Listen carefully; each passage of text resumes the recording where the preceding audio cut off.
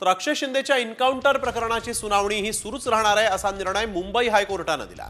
अक्षय शिंदेच्या पालकांनी याचिका मागे घेण्याची विनंती केली होती आणि या वयात आम्हाला धावपळ शक्य नाही असं अक्षयच्या पालकांनी म्हटलं होतं। त्यावर कोर्टानं तुम्ही गैरहजर राहिलात तरी सुनावणी सुरूच राहील असा निर्णय दिलेला आहे। या प्रकरणाची पुढील सुनावणी 24 फेब्रुवारीला होणार आहे।